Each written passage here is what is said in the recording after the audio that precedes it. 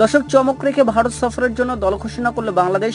চলুন দেখে নেওয়া যাক কারা আছে স্কোয়াড এবং কারা স্কোয়াড থেকে বাদ পড়তে যাচ্ছে। হ্যাঁ দর্শক, এ নিয়ে থাকছে আজকের ভিডিও। বিস্তারিত জানতে ভিডিওটি সম্পূর্ণ দেখার অনুরোধ রইল।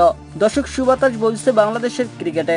পাকিস্তানকে ধবল ধুলাই করে ইতিহাস গড়া বাংলাদেশের মিশন এবার ভারত। আগামী 19 সেপ্টেম্বর থেকে শুরু হবে বাংলাদেশ ভারত 2 ম্যাচের টেস্ট সিরিজ। ভারতের মাটিতে অনুষ্ঠেয় সিরিজের জন্য আজ বৃহস্পতিবার 12 সেপ্টেম্বর দল ঘোষণা করেছে বাংলাদেশ ক্রিকেট বোর্ড বিসিবি। দর্শক, নাজমুল হোসেন শান্তর কাঁধেই থাকছে দলের দায়িত্ব। তাকে অধিনায়ক করে 16 সদস্যের দল ঘোষণা করা হয়েছে। নতুন চমক জাকের আলী অনিক।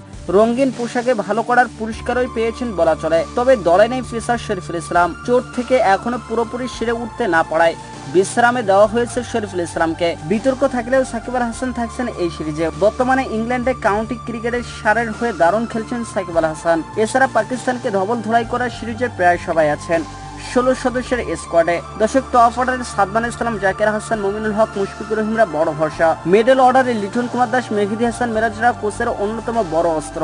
আর বল হাতে পাকিস্তান সিরিজে গতি ও লাইনের মিশেলে নিচেদের উচার করে দেওয়া হাসান মাহমুদ, নাহিদ রানারা আছেন পেস আক্রমণে। ভারত সফরের উদ্দেশ্যে আগামী 15 সেপ্টেম্বর দেশ ছাড়বে বাংলাদেশ।